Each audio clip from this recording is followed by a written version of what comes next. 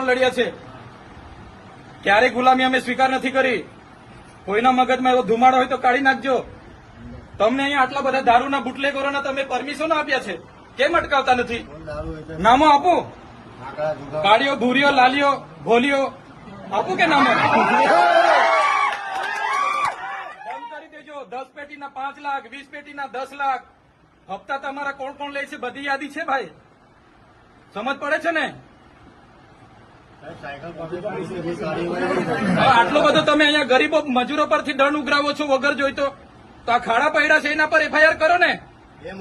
Licence નથી, RC નથી, વીમો નથી, એમ કરીને તમે દંડ 4-4 હજારના દંડ ફટકારો છો મજૂરિયાને. ખાડા પડ્યા છે અધિકારી પર ને કોન્ટ્રાક્ટર પર કેમ એફઆઈઆર નથી કરતા ભાઈ? એ તમારા ફરજમાં નથી આવતું. બોલાવો મજૂરોને ચોકડી પર રોકીને એમ મન ફાવે એટલે કલેક્ટરશ્રીને